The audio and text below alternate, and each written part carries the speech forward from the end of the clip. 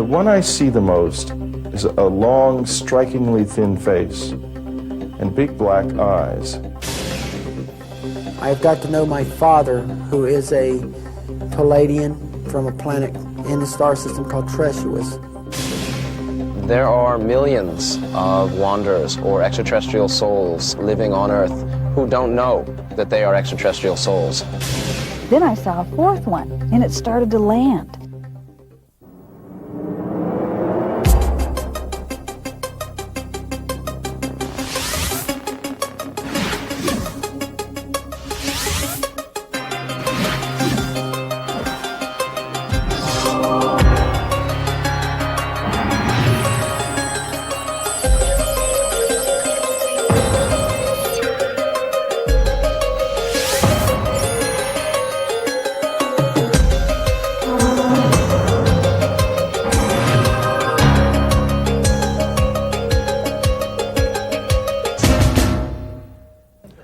This is UFO Chronicles, and I'm Lee Majors.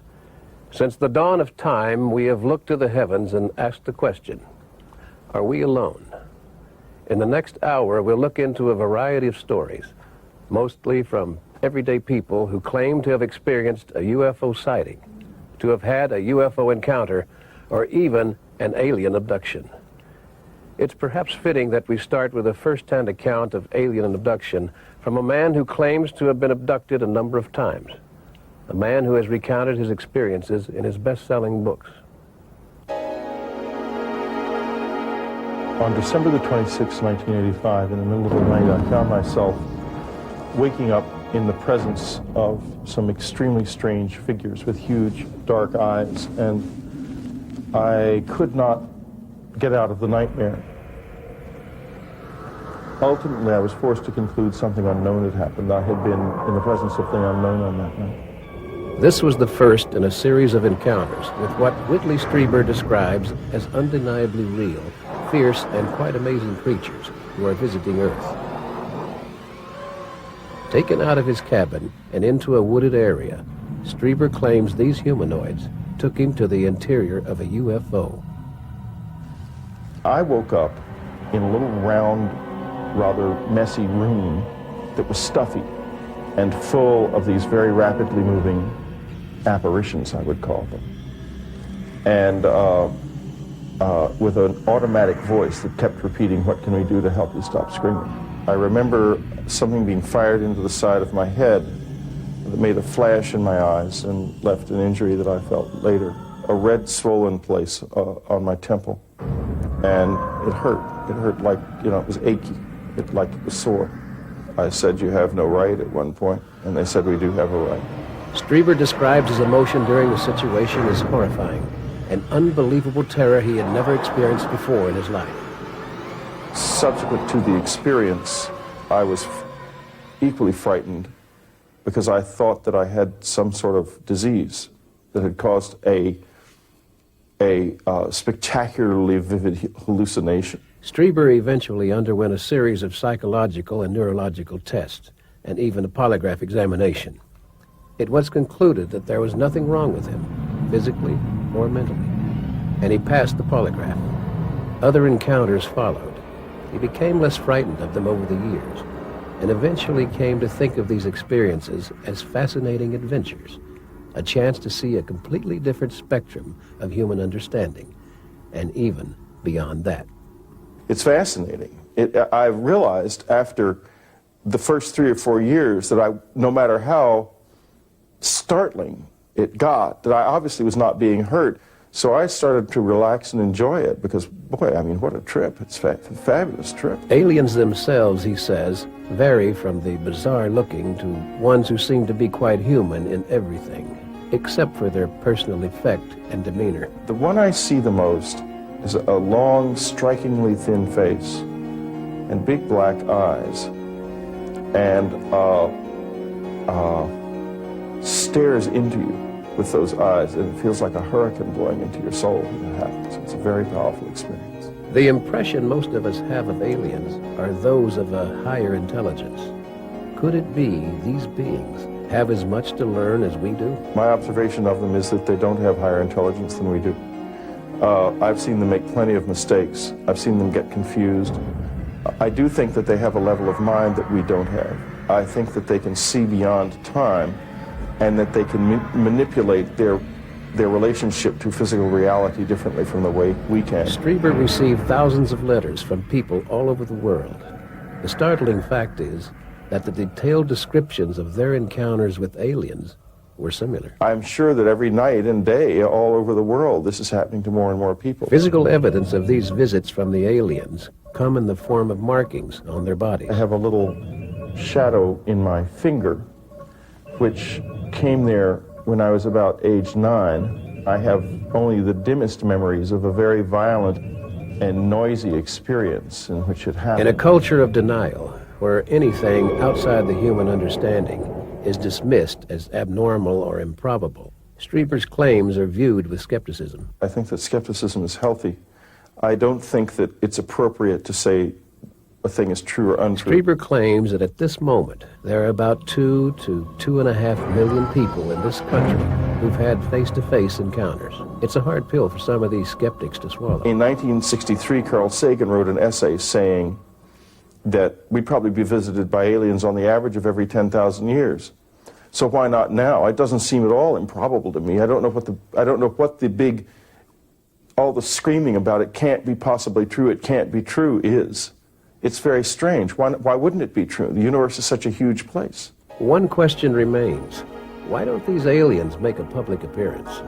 Eventually it'll reach a critical point where enough people have been acclimatized so that as a species we will basically be able to handle it. And if I know the visitors, they will appear publicly about 1 second after that moment is reached. Fear obviously plays a big role in our expectancies of these creatures. If they come here to harm us, how could we defend ourselves? And if they come here in friendship, how would we know? They seem to want us to come into contact and resensitize ourselves to our souls and to begin to see the world in a broader way. I think they might be looking for a companion. I don't know what they are. We may not even be able to put into words what they are. We may not have the language to explain it. One fact remains. As Whitley Strieber wrote in his book, Breakthrough, The Next Step, whatever it is, it's something outside of human beings, not something human minds can understand.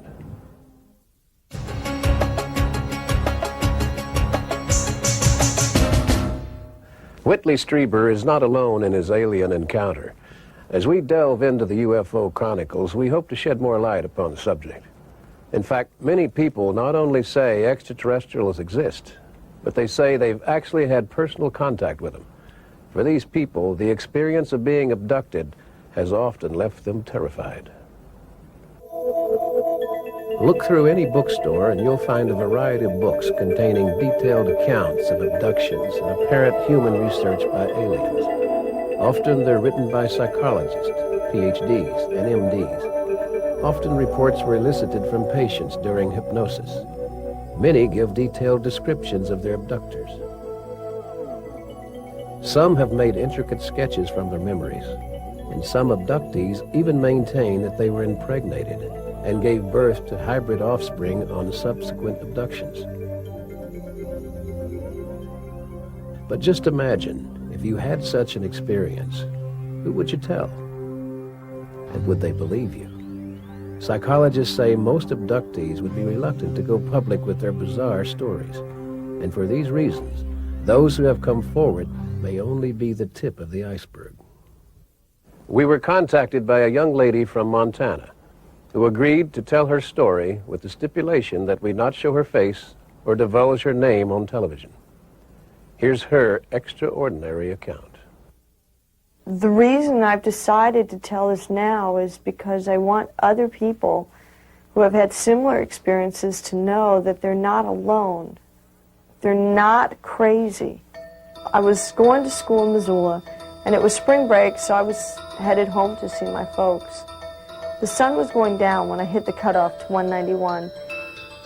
You know, it gets pretty windy and slow in that area. It's very desolate. After a while, I came around this one curve, and I saw this really bright light. It was in the middle of the road.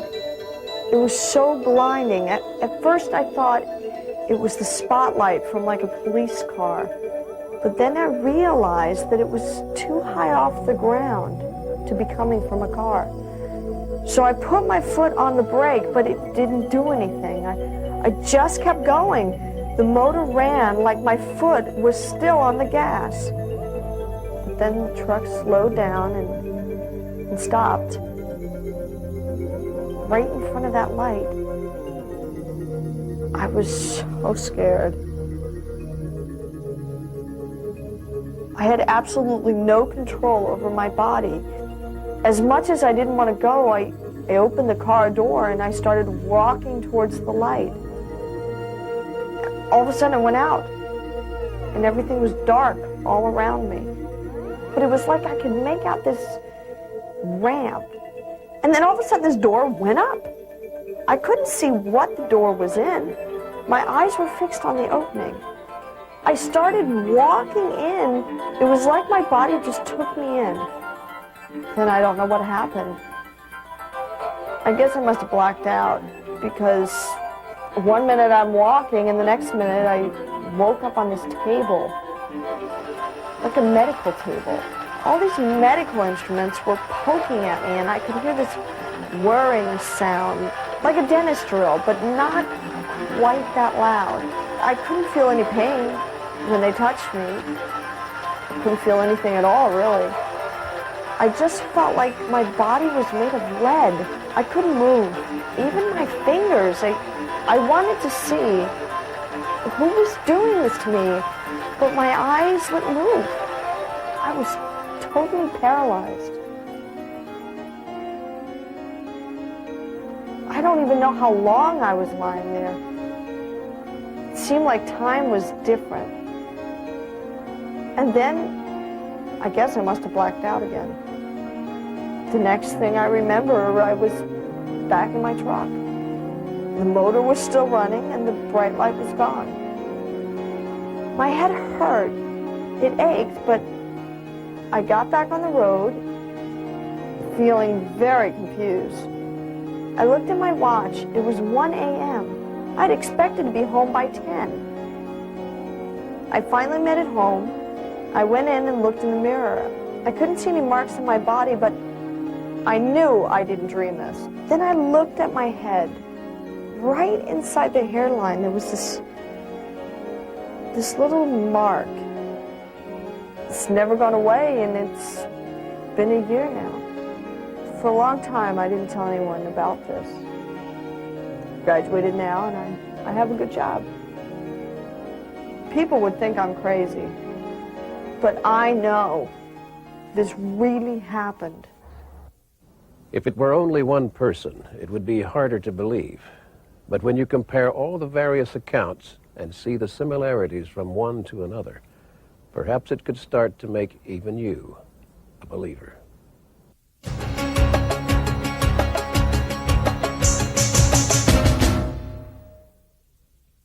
We've just heard of alien abductions.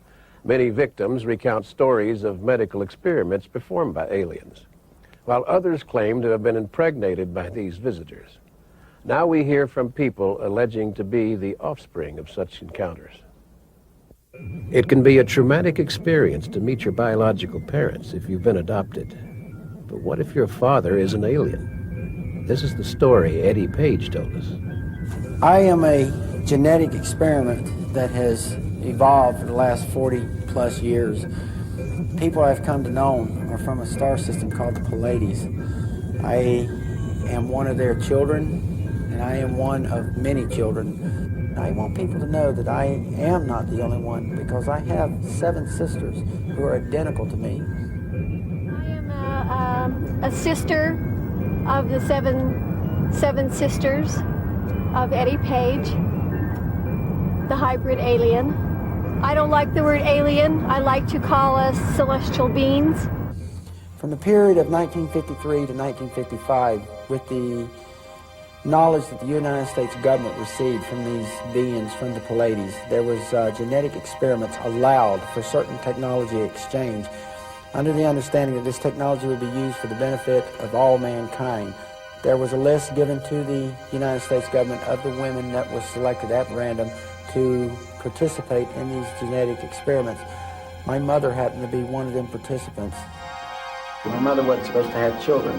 She had a complete hysterectomy, but about 4 months later, I was born.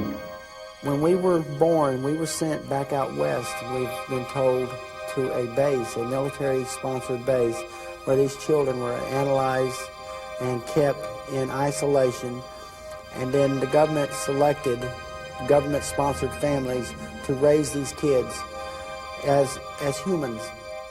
I have been experiencing things all of my life, not realizing what it all meant until about the last 9 months, 10 months.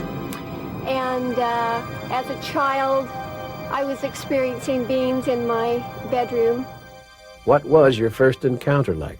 It was very traumatic to actually see something that I've been raised all my life that doesn't exist, to actually see a craft land in front of me and beings come off and say, they are why I'm here. I've got to know my father, who is a Palladian from a planet in the star system called Treasuous. I have been a healer all my life, and I've had a light that pulsates through my body, which has had a tremendous effect on catastrophic diseases. Eddie told us about an unusual experience he had while in the Marine Corps in Vietnam. Our mission was to assassinate the premier of North Vietnam. At this time, there was 12 of us that sent out in this reactionary team, and we were, something went haywire, and every one of us got killed. And I remember all of a sudden, there was no existence no more. It was just like everything had stopped for me. And I remember a very bright white light. I don't know where it came from, but the next thing I know that I'm looking down and I'm seeing my body being restructured. I'm seeing some odd, there was like 7 or 8 odd looking beings. They were working on me. When Eddie was taken up on the ship, I was by his side the whole time and administering my light to him, to his forehead, while they were replacing his body with the 8 alien organs. And then, next thing I know, I'm found 11 days later in a rice paddy, and I'm picked up by the U.S. Army, who fly me back to Name. Medical records and medical tests done here in the past year and a half have substantiated what I've been saying, that a lot of my internal system, my heart, my blood cannot be identified. Even to the existence, I have an extra vertebrae and an extra rib. Eddie and his sister Victoria report seeing the Pleiadians often. They'll always throw flares. Sometimes they'll throw as many as 20 flares down in a location, kind of a little celebration. They will throw out streamers, which, like what she says, like they look like flares. And what they are electrical streamers, and they charge the atmosphere. And this is a way of identifying themselves. According to Eddie, the Pleiadians have been visiting our planet for thousands of years, nurturing our growth. And, he says, the best is yet to come. I will tell you, probably in the year 1997, there's going to be one of the most beautiful announcements in the world has ever known. It's going to be the greatest event that mankind has ever known. The search for unidentified flying objects is one of the most popular pursuits of our time. There are more reports of UFO activity today than ever before. Are we alone in the universe? Have other beings visited our Earth? And has the government hidden the truth from us? The interest in the subject keeps growing and growing. We went to Bob Brown's annual International UFO Congress. One of the questions asked was, is the government covering up what they know about ETs and UFOs? The governments have got their ways of keeping their secrets, as many secrets they've been keeping for years and years and years, which the public probably will never ever find about. They've got their ways of suppressing people, but I think the biggest thing they ever did was create the aura of ridicule around the subject. It was a wonderfully orchestrated thing where people who lived in worked in responsible positions and this kind of thing, because of the ridicule syndrome that went with this thing, they were in imminent danger of being branded lunatics and losing their positions. Anybody who talked about the subject was branded an idiot. But of course that only went for so long, and after many, many more people started to have encounters and experiences, sooner or later this thing was going to surface, and that's precisely what it's doing at this moment in time. I was fortunate a number of years ago to have a cosmic top-secret clearance when I was at Shape NATO. That clearance allowed me access to the Shape NATO study that they did from 1961 to 1964. And at the completion of that 3-year study, they concluded that we were not alone, we'd probably never been alone, that we were being visited, surveyed, studied, or some program of some kind was underway by several, and I want to repeat, several high-technology extraterrestrial civilizations. The impact of that alone on me was kind of earth-shaking. They determined as a result of their 3-year study that there did not appear to be a military threat involved, which was basically the primary purpose of the study itself in the first place. Daniel Sheehan is the well-respected lawyer who broke the Karen Silkwood case. He also exposed the Iran-Contra scandal to Congress. He told us that President Carter asked the head of the Science and Technology Division of the U.S. Congress Research Office to find out about UFOs. She began to prepare the data, was given access to both unclassified and some classified data to prepare her report. And it was on the basis of this analysis that she did and supervised out of the Congressional Research Office that she came to the official conclusion that there was from 1 to 2 other intelligent, highly developed civilizations within our galaxy, other than our planet. Now, that was a fairly extraordinary finding, but it exists on the record as an official finding of the Congressional Research Office, and it was communicated to the Congress and then to the President. At that point, nothing more was done to release the information officially to the American public. But the public's not buying. Jose Escamil shoots videos of UFOs 10 hours a day, every day. He sees them at Midway, a small community close to Roswell, New Mexico. We recently captured a V formation of about 32 huge, 50-foot in diameter dome objects that are flying in formation. And beyond a doubt, they're not geese. There's nothing that suggests a neck or wing flutter. We have 800 hours of daytime footage of UFOs, anywhere from 1 to 100 per day. And for that to happen so blatantly and in broad daylight, I think that's definitely something behind it. What I consider to be profound is when you see something in the sky that is of extraordinary proportions and is sitting there, and it's circular, and it's just sitting there. You think it's a balloon, but then you look at it and it starts gliding, and then you see other things just flashing by at extreme speeds, and you're saying, are my eyes playing with me, or do I get sky blind, or what is that? And this thing just moves and glides effortlessly.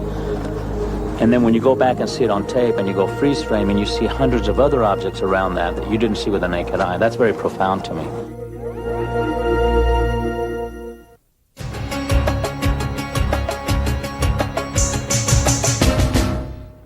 We have brought you stories of UFO sightings and UFO cover-ups and even alien abductions.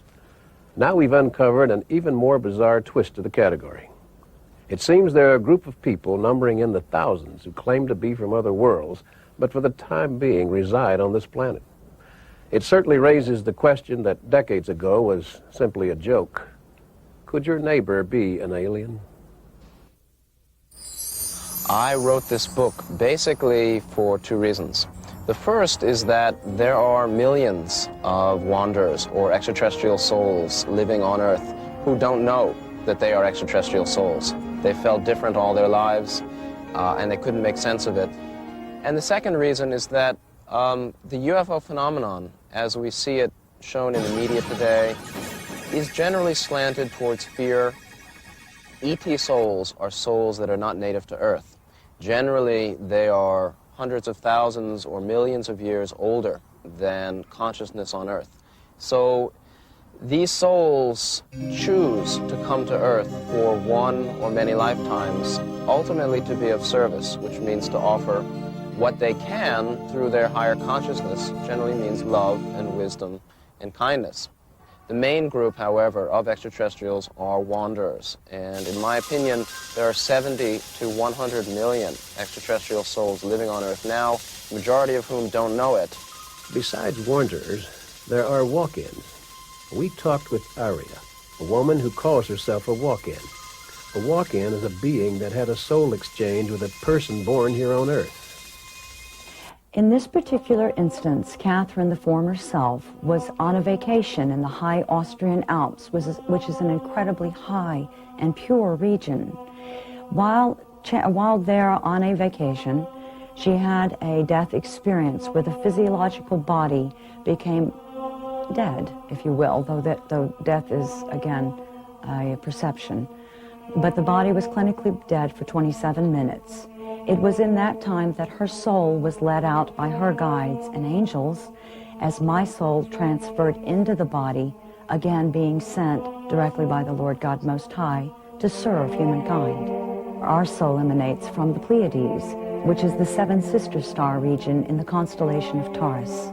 We are, by your Earth standards, Pleiadian, extraterrestrial in form, although we house a physical body as you or anyone else upon the planet does. On display were sculptures Aria did of Pleiadians, and also of biblical figures who once walked the earth. With what Aria called Christic energy, she claims that Catherine had no such skills, for all the sculpting has occurred after the soul transference. One of the questions we wanted to know was whether one would know if they, or someone they knew, was either a walk-in or a wanderer. In the book, actually, and in the newsletter, I offer the Sleeping Wanderers quiz. There are 12 indications so a person can know whether they are or are not an extraterrestrial soul. Basically, from childhood, there's the experience of differentness, not belonging, not fitting in. These people generally come from loving, supportive families. As children, sometimes they looked up to the night sky and said, "Take me home." We, as with all of the ascended beings, read the intent of the soul within each and every individual. You see, the soul is divinely designed to be God at the core and at the purest of its elements. And so it is our gift that when we come upon someone that is being less than truthful or that is clouded with deceit, it is an instantaneous energy transmission. So we may read this very easily. Where does one find these star souls? Well, according to Scott, they are everywhere. To our pleasant surprise, one person overheard us and felt an immediate connection. I couldn't understand it when people used to try to pick fights with me because I had red hair. Today, more than ever, I can't understand it because of the upsurge in violent behavior, especially with young people. I felt that a lot of my childhood experiences were out of the ordinary.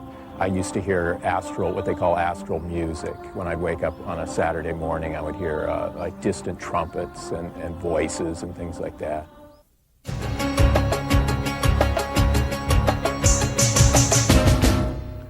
The desert isn't the only place where UFO sightings can occur. We've discovered an area in the Pacific Northwest where strange nightlights have been spotted. An area nestled in the Cascade Mountains of central Oregon has been the center for many UFO sightings. And it is this area around the peaks called the Three Sisters that has reported the largest amount of recent UFO sightings. In the 1840s, these three volcanic mountains were named Faith, Hope, and Charity by the local Methodist camp. They later became known collectively as the Three Sisters. The U.S. Forest Service has designated the vast remote area the Three Sisters Wilderness Area. Open only to hikers, it's a place that has very little human disturbance. Most commonly, UFO reports involve a single passing or hovering ship in the air. But we were recently contacted by a backpacker who had the incredible experience of seeing several ships together on the ground. Now here is her amazing story. Well, it was spring, and it was just starting to warm up, and I thought I'd take a hike for a couple of days out in the Three Sisters. I hiked in about 3 hours, and I got to a place where there were some great rock formations. I thought I'd camp there so I could hike around in the rocks in the next morning. I put my tent up on this kind of butte where I had this fantastic view. Then, I don't know, I think it was about 3 in the morning, I woke up because there was this bright light shining in through the tent. It was really, really weird. I couldn't imagine what it could be. I looked outside and I couldn't believe it. Down below, at the base of those huge rocks, I saw 3 circular objects. They were really bright, lighting up the whole area. It was the strangest thing I ever saw. I remember thinking, nobody is ever going to believe this. Then I saw a 4th one, and it actually was in the air, kind of hovering, and it started to land with the other ones. I was totally amazed. I started to feel very strange, like very weak all of a sudden. I'm not sure what happened then. All I know is I woke up outside the tent on the ground. I looked down there and there was nothing anywhere. I never sleepwalked in my life. I knew what I'd seen was real. I had to go down there and look around. There weren't that many trees in there with all the rocks, but the ones that were there were all charred. And there were these powdery ashes scattered around. I'm not one of those people that goes looking around for UFOs, but I'm convinced that this was something from another world. But the story doesn't end there. Only days later, photographs and videos were taken in the area showing UFOs strikingly similar to those described by Karen. This shot was snapped by a local woman from her back porch. You can see 2 of the Three Sister Peaks in the background. And this photo was taken by a tourist as he stood at a viewpoint area overlooking Bend. And this dramatic picture was captured on the night of May the 6th near the town of Sister, Oregon. Extraordinary, but possibly the most interesting of all is this home video footage shot by a Los Angeles tourist, Jeff Kendall. When it's played back in slow motion, it's quite incredible. Are UFOs now focusing on Oregon because they have work to do there? Or is it just trendy for now? Either way, locals keep a close eye on the sky. On a starry night, you see beautiful spears of light racing across the horizon, defying all earthly logic. After doubting your own perceptions, the next question you may ask is, are we alone? We asked, and you might be surprised by the answers we received. UFOs have been visiting the planet Earth before recorded history, and this goes clear back beyond even the Old Testament, which is dated by Archbishop Usher as 4000 BC. The modern UFO phenomenon, or should I say the modern UFO wave, began in February of 1942 with an incident called the Battle of Los Angeles, in which a UFO actually parked itself over the city of Culver City for a period of several hours, and a photograph of this object actually appeared on the front page of the Los Angeles Times and the Wall Street Journal at that time. And then, of course, the later incidences began to occur with the crash of what we believe to be extraterrestrial saucers outside of Roswell, New Mexico, and then the famous sighting of Kenneth Arnold over Mount Rainier, who coined the term flying saucers, which is where we get the term flying saucers today. UFO sightings have taken place over major cities and in full view of many, many people. For instance, the one that was taken over San Francisco, California. We have pictures of UFOs that were taken in formation, if you please, over Washington, D.C. And then there were some over Baltimore. There were some over Miami, Florida. Some over Chicago. Some over New York City, seen by many, many people. Only these particular sightings, for some reason, did not make the front pages. Since the sightings in Mexico City began, we have actually had more mass sightings by more people. A pair of rather large flying saucers actually parked themselves over Mexico City, were videotaped from hundreds of different locations, and were witnessed by close to 27 million people. Gulf Breeze, Florida is particularly hot right now. Fife, Alabama.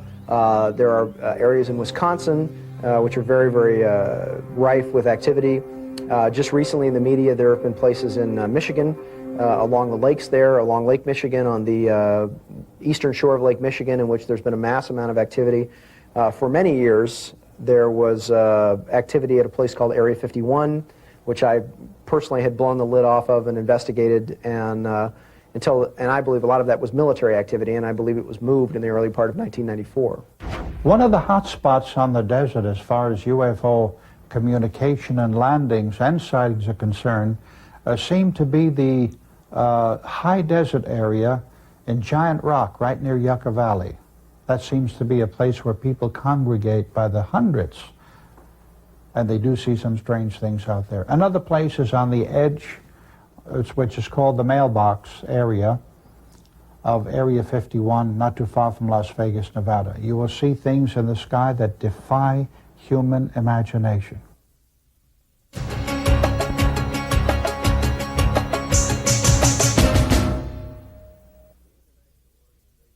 The international organization, the United Nations, promotes peace and unity between the countries of the world. It's only a question of time before the planets of the universe require such a council for galactic matters. Who are we and what is our role in the universe? Planet Earth is part of a great cosmic drama. Our journey to become part of another galaxy has already begun. Sheldon Niddle and Peggy McConnell have made it their mission to guide us through this journey. They claim to represent planet Earth in the Galactic Federation. The Galactic Federation is a group right now of just about 200,000 star systems and star leagues whose sole process and purpose is to bring light into this galaxy. The Galactic Federation acts as the United Nations for the planets in the Sirius galaxy. Sirius is a star system. It's approximately 8.3 light years from us. A light year is approximately 5.9 trillion miles. Sheldon says that in order for us to become part of the Sirius star system, we have to change. And that is where the Galactic Federation comes in. The Federation is here to help us shift as humans into our full consciousness. What is happening is we have been designated as a major galactic center or showcase for the entire concept of moving our entire galaxy. He claims the Galactic Federation has instructed him to prepare planet Earth for its major journey to another solar system. There is a telepathic link between Sheldon and Sirians. I was briefed by a whole group of Sirians. There's a Sirian computer ship way out in the outer parts of our particular star system, our solar system. So I'm constantly in contact, I'm constantly getting information, I'm constantly being told what's going on, both up there and down over here. The Galactic Federation has a tremendous task in the galaxy. Well, right now, they are controlling the different gates, stargates, which are the interdimensional portals through which all the different groups go. Both Peggy and Sheldon are in contact with the Galactic Federation on a daily basis. He'll get the ship's reports, or I'll get the counseling reports, or I'll get the medical team reports. I have a ship and I have a command. My primary purpose is counseling, and I'm able to communicate with the different civilizations, different planets, and different processes. Sheldon has been contacted by the Sirians since childhood. I've been afraid to say it to anybody because I thought they would say I was totally crazy. Most of us right now are here for a basic purpose. That purpose is to help this planet shift into its full galactic crystalline consciousness, as I like to call it, and also help all of us as Earth beings, as Earth humans, become fully conscious beings. Reaching full consciousness means major changes in our outlook on life and in our physical bodies. As planet Earth's electrical and magnetic fields collapse, the atoms and the composition of the DNA in our bodies will be modified to form a new body. We will not be living in the third-dimensional reality, but in the reality of the galactic light. The fundamental physical changes also lay in the composition of our DNA. If we would just open our eyes and see that we are the blessings and we are the gift, that really is going to transform our whole galaxy.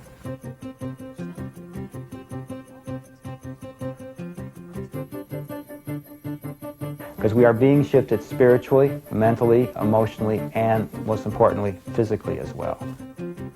Once we have reached our full potential, we will be ready for the final part of the journey. As Earth approaches the photon belt in the near future, it will mark the end of our present civilization as we know it. The photon belt is a huge mass of light and energy.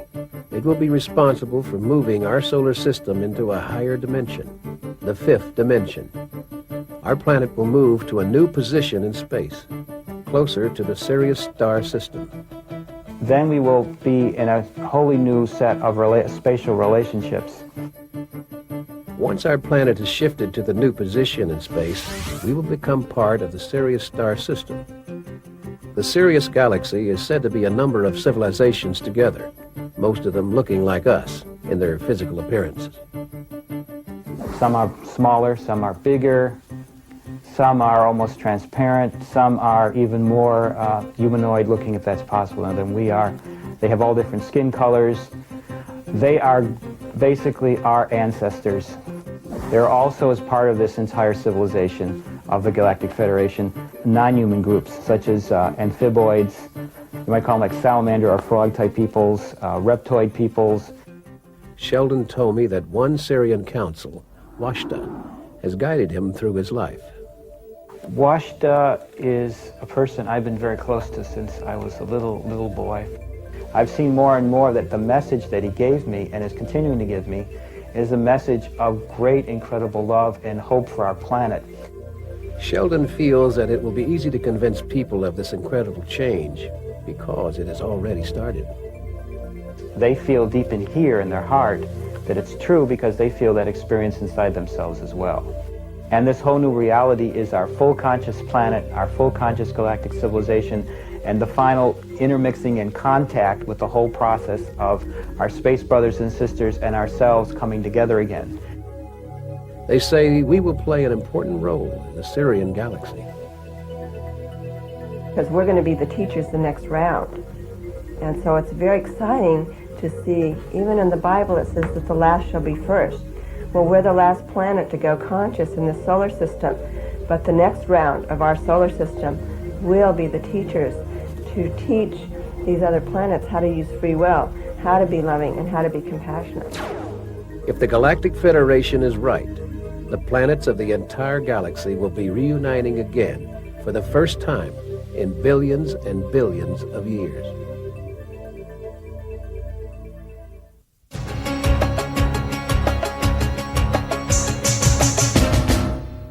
When you think of our little planet in relation to the vastness of the universe, it seems silly to say that we are the only life forms in existence.